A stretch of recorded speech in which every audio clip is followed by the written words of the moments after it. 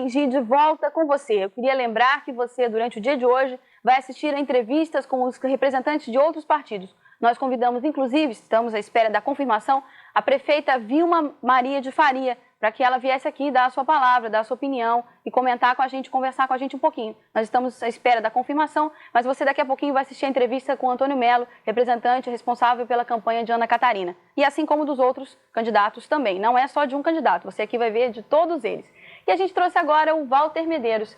O Walter Medeiros é editor-geral do jornal Dois Pontos e também é o diretor do jornal A Ponte, que é um jornal que trata da realidade da Zona Norte, né Walter? Exatamente. Ô Walter, primeiro, antes de tudo, bom dia.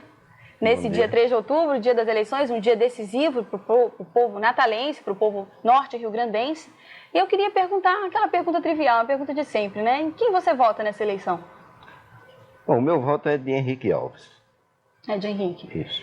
E me diz uma coisa, a gente passou aí por um período muito conturbado da história brasileira, um período de expectativa antes dessa confusão do impeachment, o primeiro impeachment, como a gente já falou aqui na história. E o que você acha que vai acontecer daqui por diante? Eu digo muito, não muito Brasil, mas mais a nossa realidade, mais Rio Grande do Norte, mais Natal, né? O que você acha que pode mudar daqui para frente? Alguma coisa vai mudar ou não? Eu acredito que muita coisa vai mudar, só que esse processo de mudança é uma coisa lenta, não é simplesmente se esperar que, pelo fato de ter acontecido o impeachment, a autorização para o processo de impeachment do presidente, simplesmente como que num passe de mágica a coisa muda completamente.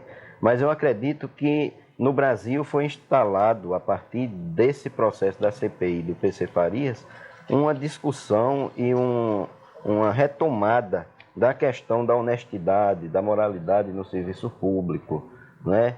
E a partir daí, todo o país, em todos os recantos, até por conta do poder da comunicação, né? A população do país inteira, nos mais longínquos recantos do interior, está preocupada com essa questão da mudança de comportamento, né? Da retomada desses princípios. E acredito que, apesar de permanecerem certos comportamentos que são repudiáveis, né, acredito que essa mudança continuará, esse processo de mudança continuará, e a tendência é se chegar a uma coisa que, não pelo fato de se ser conservador, mas pelo fato de ser o correto, de que o povo brasileiro volte a primar pela honestidade. Eu lhe cito o seguinte fato. Nós temos exemplos de como o Brasil foi prejudicado no exterior por conta dessa questão da CPI do PC. No exterior, onde se via um brasileiro, inclusive nas Olimpíadas, o brasileiro era abordado como o habitante do país dos ladrões. Você é do país dos ladrões. E hoje, com aquele fato, né, da votação do impeachment, que a imprensa internacional toda deu completa cobertura, o mundo inteiro já está vendo o Brasil com novos olhos. Um país onde os militares não fizeram a intervenção no processo, onde os políticos é que decidiram o destino do país, inclusive afastando o presidente da República. Ô Walter, você falou na imprensa, eu fiz essa pergunta ao Osair Vasconcelos, que esteve com a gente ainda há pouquinho, e o papel da imprensa nessa história toda foi, eu diria, fundamental, né? Na divulgação, na informação da população. E a gente viu que o que muitas pessoas têm medo, né? O que temo também é que tudo isso seja muita euforia. Quer dizer, o brasileiro conseguiu punir alguém, né? Conseguiu começar a apurar os atos de corrupção no Brasil. E o medo que a gente tem é que isso pare por aí. Porque o que nós vimos ontem, acompanhamos pela TV Potengi, alguns flashes na TV Cabugi também, foi aquele caso onde os nossos repórteres foram agredidos, nossa equipe, tudo. Quer dizer, isso prova que até a imprensa tem o seu papel fundamental e que ela, por si só, ela gera um certo receio, um certo medo, né? Quando funcionários vestidos com a camisa da FASP, né, e cabos eleitorais do próprio candidato agrediram, quer dizer, o medo que as pessoas têm de tornar isso público. O que você acha do papel da imprensa nesse contexto de busca da moralidade?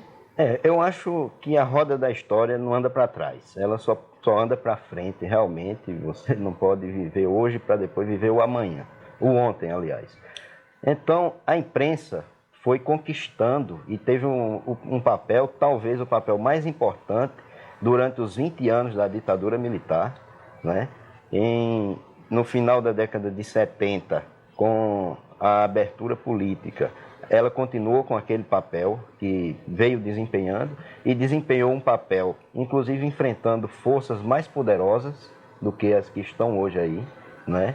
E na década de 80 se teve o episódio das eleições diretas, onde ela teve um papel fundamental também. Na votação das eleições diretas houve uma frustração nacional e eu gosto de comparar aquele episódio com o episódio do impeachment. Foi uma situação muito parecida, né? Da frustração do povo nacional com as eleições diretas. Por pouco não se passou a eleição direta. Agora vem o impeachment e passa além das expectativas do povo brasileiro, né? E em meio a isso tudo teve o governo Tancredo Neves, o governo Sarney, e onde a imprensa realmente partiu para exercer o seu papel com toda a liberdade. Eu acho que a liberdade de imprensa é uma coisa que está assegurada, né? Cabe ao povo brasileiro continuar, inclusive inovando, como a geração dos cara pintada que apareceu agora, né? Mas continuam certos bolsões de resistência, né? Você sabe que se 80% do Brasil queria que Collor saísse da presidência, isso significa que 20% talvez não quisesse, né? E é preciso localizar onde estão esses 20%, porque uma coisa você pode observar também, tem muita gente que não se entusiasmou, tem muita gente que apenas respeitou, ou diz que respeitou, a posição do Congresso Nacional em votar. Mas isso não é democracia, Walter? É democracia. Certo. Agora, a democracia não subentende corrupção, não subentende abuso do poder, não subentende o uso da máquina do governo do Estado ou das prefeituras para comprar votos. Isso aí é triste, né? Ô, Walter, eu queria até que você falasse, eu perguntei isso de propósito, porque você está à frente de 2 canais de comunicação, né? 2 jornais, um mais abrangente e o outro mais isolado, mais restrito à Zona Norte. O que você acha que o pessoal da Zona Norte espera do novo prefeito? Bom, o pessoal da Zona Norte tem uma expectativa muito grande com relação ao novo prefeito. O novo prefeito pode ser uma alternativa a uma proposta, a um anseio da própria Zona Norte. Durante o ano de 1992, a Zona Norte foi mobilizada em todos os seus setores por pessoas que inclusive chegaram a defender a emancipação da Zona Norte. Existe um movimento pró-emancipação da Zona Norte que não caminhou por conta de problemas burocráticos, legais, de prazos, mas que pode ser retomado. Mas eu acredito que pode também não ser retomado se o prefeito a ser eleito der as respostas que a Zona Norte precisa. A Zona Norte é tida como uma cidade dormitório, não é? Simplesmente com a expansão da cidade foram feitos os conjuntos e a população foi afastada do centro. E para criar a Zona Norte, ou para ampliar a Zona Norte, que praticamente só existia em Igapó e Ribinha, né?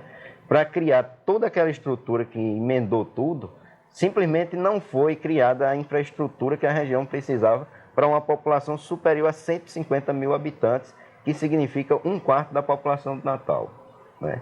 Então a Zona Norte tem carência de segurança. Você veja que na Zona Norte os casos de estupros, de assaltos, de roubos, de tudo que existe com relação à segurança, na Zona Norte a polícia é praticamente inexistente. O mais grave você encontra numa delegacia de polícia, onde uma pessoa vai denunciar um assalto no momento do flagrante e a polícia não tem condições de ir atrás porque não tem gasolina na viatura, né? Outra questão é a questão da saúde. Necessidades básicas, né? Exato. Coisas elementares. Exato. A questão da saúde, apesar de alguns postos de saúde que existem na Zona Norte, é uma carência muito grande, porque a Zona Norte só tem o Hospital Santa Catarina, que funciona como pronto-socorro, com um movimento em torno de 300 atendimentos por dia, o que não dá para atender toda a Zona Norte, além de ser um ponto centralizado, quer dizer, a única urgência está num ponto. Toda a Zona Norte tem que se deslocar para lá. E existe uma policlínica que foi deixada pelo governo anterior, completamente equipada, não é, para funcionar, e está lá com os equipamentos se deteriorando, funcionando apenas como ambulatório. E mesmo como ambulatório ainda faltam certos atendimentos, tipo oftalmologia, que não existe um oftalmologista do serviço público para atender a população da Zona Norte. A população da Zona Norte tem que se deslocar para Natal para poder ter o atendimento nos problemas de vista que tiver. Outro problema muito sério é o problema de transporte. Transporte que, apesar dos projetos que foram prometidos pela atual administração municipal de fazer ligação através de barcos pelo Rio Potengi, de fazer terminal de integração, nada disso foi concluído e nada disso está funcionando e a população continua esperando horas e horas pelos ônibus.